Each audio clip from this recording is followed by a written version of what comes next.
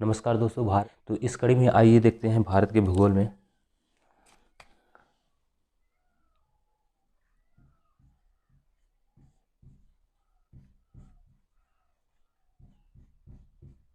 भारत का भूगोल,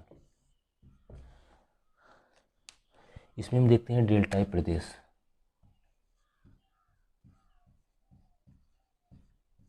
डेल्टाई प्रदेश, तो इसमें हम कह सकते हैं जलोढ़ निक्षेप से एक बृहद स्थलाकृति का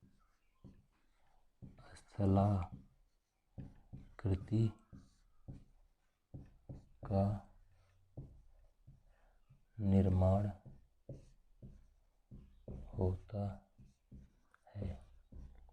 जिसे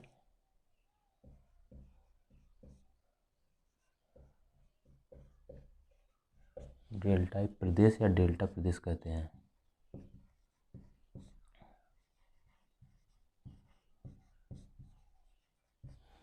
जलोढ़ निक्षेप से एक बृहद स्थलाकृति का निर्माण होता है, जिसे डेल्टाई प्रदेश कहते हैं। जलोढ़ निक्षेप से मतलब कि नदियाँ जब बढ़ती हैं तो अपने साथ गाद ले आती हैं, मिट्टी ले आती हैं, तो वो धीरे धीरे जब समंदर की तरफ चलती हैं तो उसके पहले ये जो है अपने सारे निक्षेप और गाद को एक जगह जमा कर देती हैं। उस क्षेत्र को हम लोग डेल्टा कहते हैं और वही प्रदेश जो है डेल्टाई प्रदेश कहलाता है। जिसमें से डेल्टा दो प्रकार के होते हैं, क्योंकि हम अच्छी तरह जानते हैं हमारे भारत की स्थलाकृति कुछ इस तरीके से है, जिसमें से ये अरब सागर हो गया, अरब सागर, ये बंगाल की खाड़ी हो गया, बे ऑफ बंगाल। तो कुछ नदियाँ पश्चिम की तरफ बहती हैं, जिसमें से नर्मदा और ताप्ती मुख्य नदियाँ हैं। नर्मदा नीचे ताप्ती हो गया, और कुछ नदियाँ पूरब की तरफ बहती हैं, जिसमें गोदावरी, कृष्णा, वेगई, महानदी। और उसके बाद कुछ नदियाँ यहाँ पे आके बंगाल की खाड़ी बांग्लादेश में होके सागर में चली जाती हैं।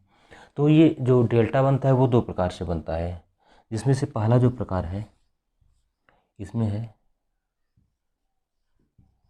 ज्वार नदमुख, और दूसरा है डेल्टा। हम ये कह सकते हैं कि जो पश्चिम में अरब सागर में गिरने वाली नदियां हैं ये ज्वार नदमुख बनाती हैं, जो बंगाल की खाड़ी में गिरने वाली नदियां ये डेल्टा बनाती हैं। अब इसमें दोनों में अंतर क्या है तो उसको हम आइए देखते हैं कि सबसे पहले हम देखेंगे कि भारत की स्थलाकृति किस आकृति में है।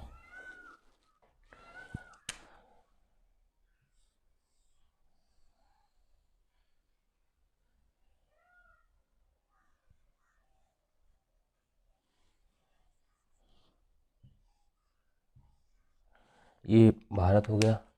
अब हम देखेंगे यहाँ पे पश्चिमी घाट है, ये क्षेत्र पश्चिमी घाट का है, और यहाँ पे विंध्याचल पर्वत है, सतपुड़ा पर्वत है। तो पश्चिम में बहने वाली नदियाँ जिसमें से नर्मदा हो गई, ताप्ती हो गई, ये नदियाँ इधर गई। और यहाँ पे छोटी छोटी नदियाँ जो अरब सागर में गिरती हैं, और यहाँ पे महानदी है, गोदावरी, कृष्णा, कावेरी, ये नदियाँ बंगाल की खाड़ी में गिरती हैं। तो हम देखते हैं कि ये वाला क्षेत्र इधर की तरफ ढलान है, यहाँ से इधर की तरफ ढलान है, और इसका इधर की तरफ ढलान है।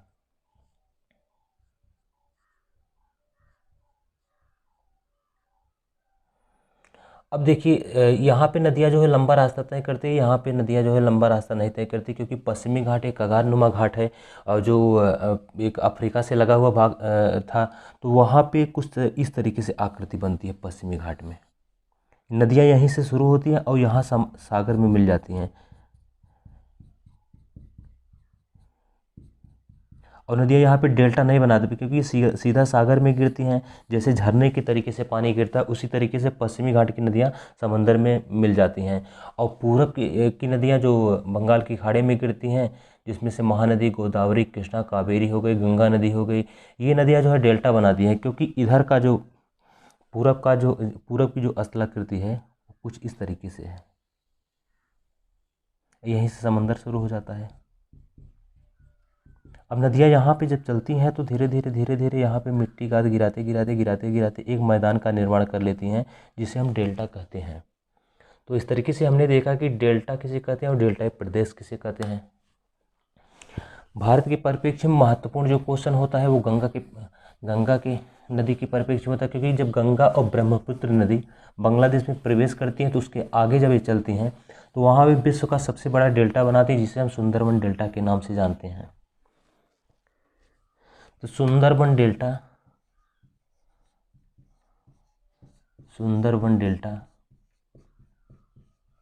अब सुंदरबन डेल्टा इस प्रदेश का या इस क्षेत्र का नाम डेल्टा सुंदरबन इसलिए पड़ा क्योंकि यहाँ सुंदरी नामक वृक्ष पाए जाते हैं। सुंदरी नामक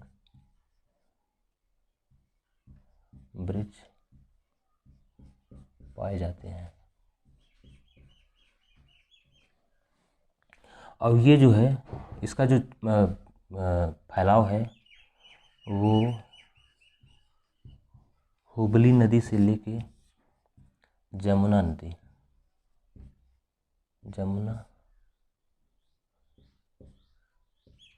नदी तक है।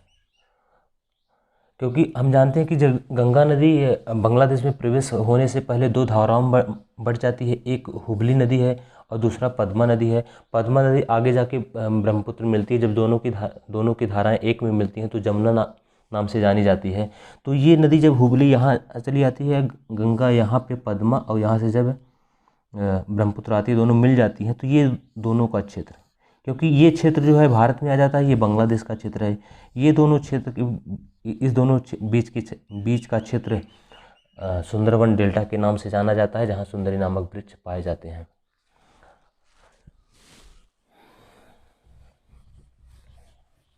अब इसके आगे हम देखेंगे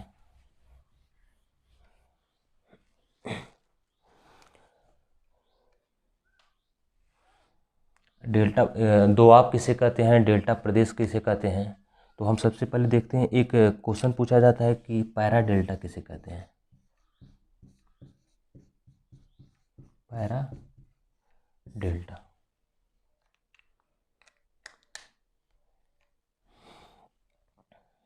अब देखिए, पैरा डेल्टा से मतलब ये ऐसा है कि नदियों के दोआब के बाद का क्षेत्र, और जब नदियां समंदर में गिरने से पहले डेल्टा बनाती हैं उन दोनों के बीच का क्षेत्र डेल्टा कहा जाता है। जैसे नदियों के दोआब से लेकर डेल्टा तक के बीच का क्षेत्र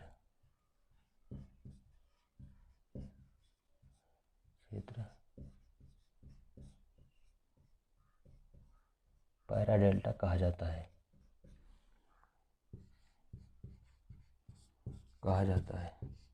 नदियों के दोआब के से लेके डेल्टा तक के बीच का क्षेत्र पैरा डेल्टा कहा जाता है।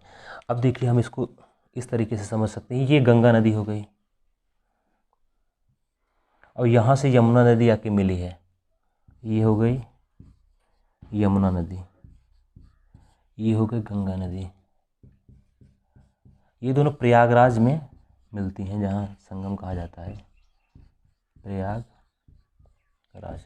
अब गंगा नदी यहाँ से जब निकलती है तो आगे बढ़ती है, यहाँ पे पश्चिम बंगाल के बाद ये बांग्लादेश में प्रवेश करती है। बांग्लादेश में प्रवेश कर गई, इधर से ब्रह्मपुत्र नदी आई और यहीं पे क्षेत्र जो है डेल्टा क्षेत्र बना, ये है डेल्टा क्षेत्र। और ये दो नदियों के बीच का क्षेत्र दोआब क्षेत्र कहा जाता है। तो ये दोआब क्षेत्र है, दोआब क्षेत्र हो गया। अब देखिए इसमें ये कह रहा है कि दोआब से लेके डेल्टा तक के बीच का क्षेत्र, यानी कि ये दोआब का क्षेत्र यहाँ से लेके इसके जो ये बीच का क्षेत्र है यही पैरा डेल्टा कहलाता है। इस तरीके से हम ग्राफ के माध्यम से आसानी से समझ सकते हैं कि ये पैरा डेल्टा क्या है, क्योंकि यहाँ गंगा और यमुना के बीच का क्षेत्र दोआब क्षेत्र कहा गया, और डेल्टा जहाँ नदियाँ समुंदर से में समाहित होने से पहले डेल्टा का निर्माण की, उन दोनों बीच का क्षेत्र जो है पैरा डेल्टा कहा जाता है।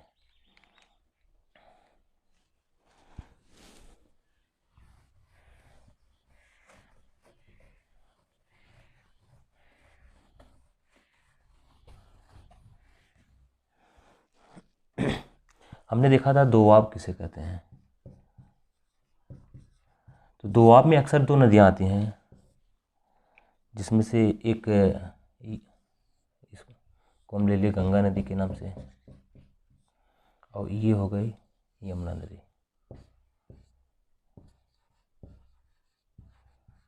यमुना नदी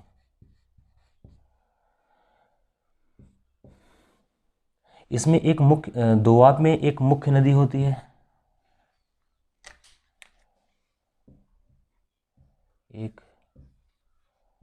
मुख्य नदी और दूसरी सहायक नदी।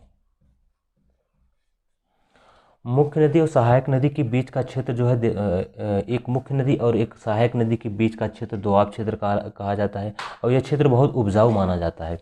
इस तरीके से हमने देखा कि डेल्टा प्रदेश किसे कहते हैं, पैरा डेल्टा किसे कहते हैं, दोआब किसे कहते हैं। अब इसके आगे हम देखेंगे।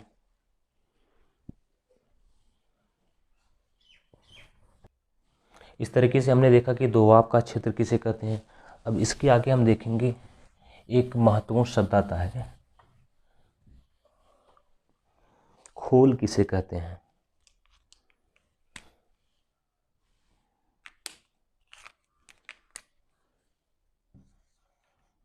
खोल हमने इसके पहले पढ़ा था कि शिवालिक, खादर, बांगर, भावर और तराई क्षेत्र, उसमें उसी में ये कॉन्सेप्ट आता है खोल। तो खोल से तात्पर्य है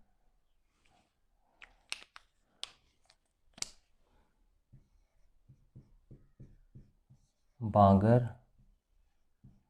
और खादर क्षेत्र को अलग करने वाली पट्टीनुमा क्षेत्र को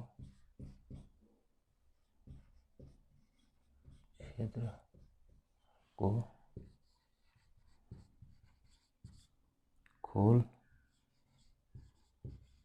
कहते हैं। कहीं कहीं खोल को खोला भी पढ़ा लिखा रहता है। तो हमने देखा कि खोल बांगर और खादर के क्षेत्र को अलग करने वाली पट्टीनुमा क्षेत्र को खोल कहते हैं। जैसे अब देखिए बांगर खादर हमने पिछली क्लास में पढ़ा था। बांगर किसे कहते हैं, तो नदियों द्वारा ऐसी मिट्टी जो नदियों द्वारा बहाई गई ऐसी मिट्टी जो नवीन होती है उसे खादर कहते हैं, और पुरानी मिट्टी को बांगर कहते हैं। तो ये पुरानी मिट्टी हो गई, और उसी के जस्ट नीचे मान लो खादर मिट्टी नई दिल्ली। यहाँ पे नदियाँ हर साल जो है अपनी मिट्टी जमा करती हैं। तो इस पट्टी के बीच का ये जो डिवाइडिंग पार्ट है, इसी को हम क्या कहते हैं, खोल कहते हैं। अब इसके बाद हम देखेंगे कुछ महत्वपूर्ण शब्द आते हैं जो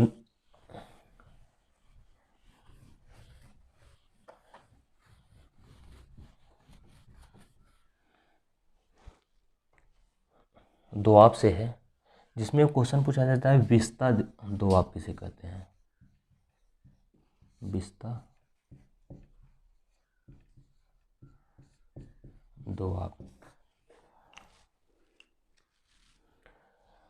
तो विस्ता दोआब से तात्पर्य है कि हम विस्ता में क्या है, बी में ब है और सता है। तो विस्ता दोआब से तात्पर्य ऐसे दोआब से है जिसमें से व्यास और सतलज।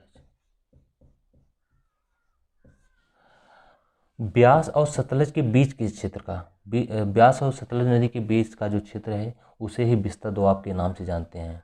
ये सतलज नदी हो गई, इधर से आई, और ये ब्यास नदी हो गई। ये इसके दोनों के बीच का जो क्षेत्र है यही बिस्तर दोआब के नाम से जाना जाता है।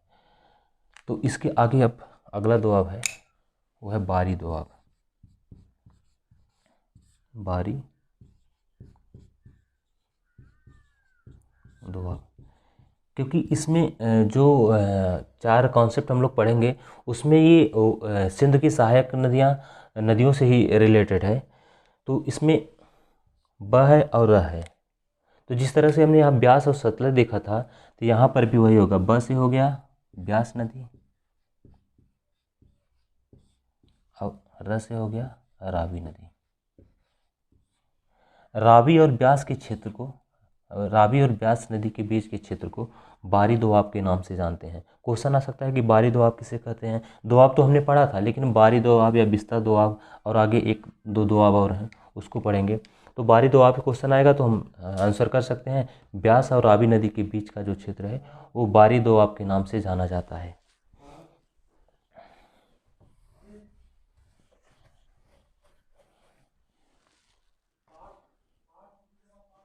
इसके बाद है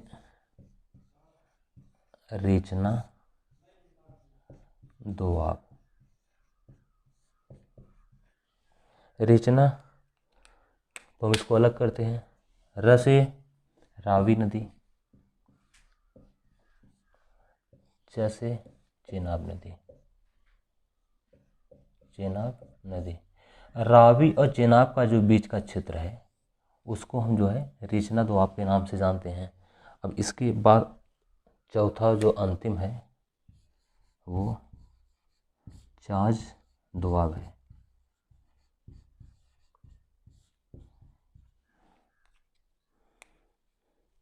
चाज दोआब में च से चेनाब नदी, चेनाब नदी, ज से झेलम नदी। चेनाब और झेलम के बीच का जो क्षेत्र है उसको हम चाज दोआब के नाम से जानते हैं। तो इस तरीके से हमने देखा कि जो चार प्रमुख दोआब है जो सिंध की सहायक नदियों से बनते हैं, उसको, जिसमें से हमने पहला देखा बिस्ता,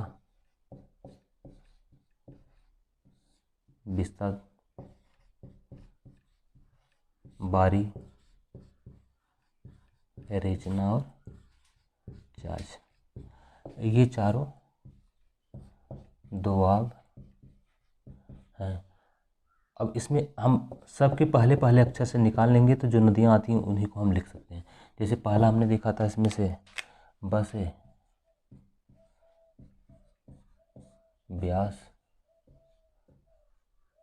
सतलज, ब्यास, रावी,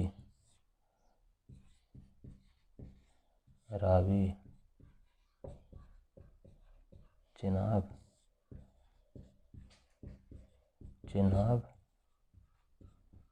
झेलम।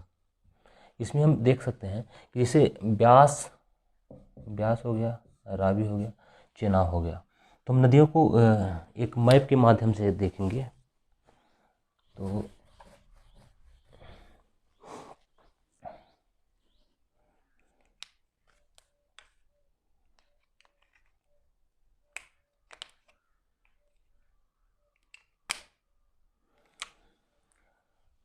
सतलज नदी हो गई, उसके बाद ब्यास हो गई, ब्यास के बाद रावी नदी हो गई, रावी के बाद चेनाब नदी हो गई, चेनाब के बाद झेलम हो गई।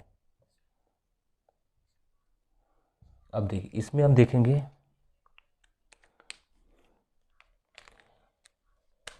टोटल दो आपके क्षेत्र थे, चार थे। तो ये पहला क्षेत्र बिस्ता का आ गया,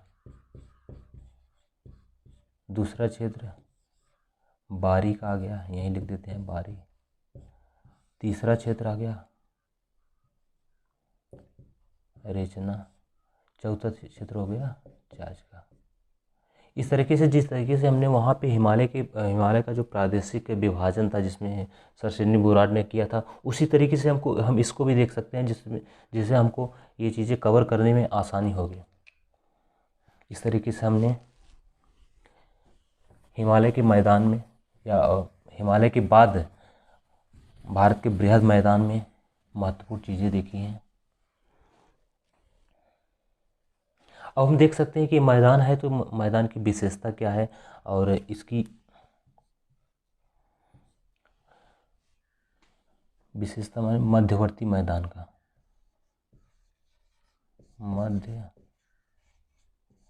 मध्यवर्ती मैदान का महत्व। मध्यवर्ती मैदान का महत्व, मध्यवर्ती मैदान को हम स्पेशली इसलिए देखेंगे क्योंकि मध्यवर्ती मैदान ही अधिक से अधिक भारत को कवर करता है। क्योंकि हमने यहाँ पे देखा था सिंधु का मैदान था, यहाँ पे ब्रह्मपुत्र का मैदान हो गया था, लेकिन ये क्षेत्र जो है यही भारत का क्षेत्र अधिकतर आता है, भारत के क्षेत्र में यही क्षेत्र अधिकतर आता है। तो मध्यवर्ती मैदान को हम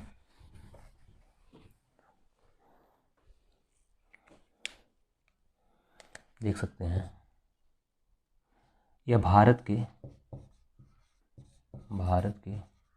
25% क्षेत्र को कवर करता है। और दूसरा है यहाँ भारत के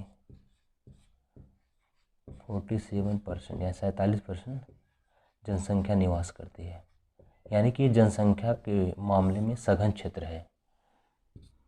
ये क्षेत्र समतल होने के नाते और सदा नीरा नदियाँ, यहाँ लिख लें, अत्यंत उपजाऊ क्षेत्र है, उपजाऊ क्षेत्र है। समतल होने के नाते यहाँ पे रेल मार्ग का अधिक विकास हुआ है और सदा नीरा नदियाँ, यानी कि यहाँ पे 12 मासी नदियों के कारण यहाँ जलमार्गों का विकास हो सका है, जिसमें हम सबसे महत्वपूर्ण जलमार्ग या सबसे लंबा भारत का जलमार्ग जिसमें नेक्स्ट के बाद जलमार्ग अत्यंत उपजाऊ क्षेत्र है। भारत का कुल क्षेत्र का 25% क्षेत्र जो है मध्यवर्ती मैदान कवर करता है। यहाँ पे 47% जनसंख्या निवास करती है, जो सघन जनसंख्या क्षेत्र माना जाता है। यहाँ का क्षेत्र समतल है, समतल होने की वजह से यहाँ रेल मार्गों का विकास हुआ है और यहाँ जलमार्गों का भी विकास हो सका है, क्योंकि यहाँ उत्तर भारत के मैदान में सदा नीरा नदियों के कारण नदियों में हर वर्ष जल रहता है, जिससे जलमार्गों का विकास हो सका है, जिसमें महत्वपूर्ण जलमार्ग नेशनल वाटरवे नंबर 1 जो इलाहाबाद से हल्दिया तक है, जो गंगा नदी पे है और यह क्षेत्र अत्यंत उपजाऊ है। तो इस तरीके से हमने देखा कि मध्यवर्ती भारत के मैदान का महत्व, और इसके पहले वाली क्लास में हमने देखा था हिमालय का, और उसके बाद भारत के बृहद विशाल मैदान को देखा। अब इसके आगे की क्लास में हमने देखेंगे कि भारत का जो पठारी क्षेत्र है उसमें कौन कौन सी महत्वपूर्ण चीज़ें हैं या महत्वपूर्ण क्वेश्चन कहाँ से है, उसकी आकृति किस तरीके से है। तो इस तरीके से आज की क्लास यहीं समाप्त होती है। चैनल पे बने रहने के लिए चैनल को सब्सक्राइब करें, लाइक करें और अधिक से अधिक शेयर करें, जिससे भारत के भूगोल का और विश्व के भूगोल का अधिक से अधिक लाभ उठा सकें। इसी के साथ ये क्लास यहीं समाप्त होती है। धन्यवाद।